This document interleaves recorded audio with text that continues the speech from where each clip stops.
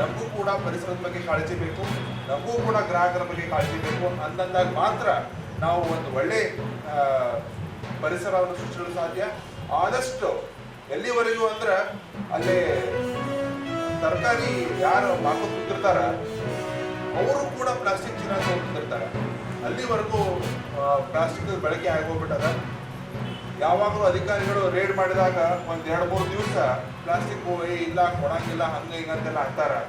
ಆದರೆ ಮತ್ತೆ ಒಂದು ವಾರ ಬಿಟ್ಟು ನೋಡಿದ್ರೆ ಅದೇ ಹಣೆ ಬರ ಬೇಕು ಅಂತಕ್ಕಂಥದ್ದನ್ನು ಅವರಿಗೆ ಮಾಹಿತಿ ನೀಡ್ತಕ್ಕಂಥದ್ದು ಇವತ್ತಿನ ಒಂದು ವಿಶ್ವ ಗ್ರಾಹಕ ದಿನಾಚರಣೆಯ ಮೂಲ ಉದ್ದೇಶ.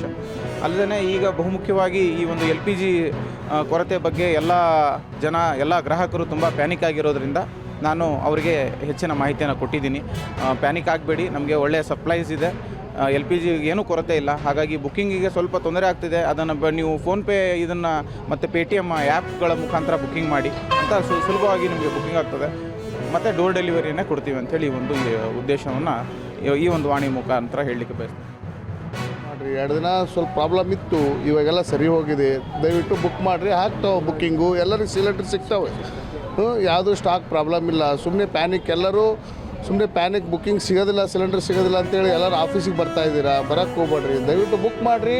ನಿಮ್ಮ ಮನೆಗೆ ಸಿಲಿಂಡ್ರ್ 4-5 ದಿನದಾಗ ಬಂದಿಲ್ಲ ಅಂತಂದರೆ ಅವಾಗ ಆಫೀಸಿಗೆ ಅಪ್ರೋಚ್ ಆಗ್ರಿ, ನಿಮ್ದೇನಾದ ಪ್ರಾಬ್ಲಮ್ ಸಾಲ್ವ್ ಮಾಡ್ತಾರೆ. ಸುಮ್ಮನೆ ಎಲ್ಲರೂ ಪ್ಯಾನಿಕ್ ಆಗಿ ಬುಕ್ ಮಾಡಿ ನಮಗೂ ಒತ್ತಡ, ನಿಮಗೂ ಒತ್ತಡ. ಬುಕ್ ಮಾಡೋಕ್ಕೆ ಹೋಗ್ಬೇಡ್ರಿ. ನಿಮ್ಮ ಮನೆಗೆ ಖಾಲಿ ಸಿಲಿಂಡರ್ ಇದ್ದರೆ ಮಾತ್ರ ಬುಕ್ ಮಾಡಿರಿ.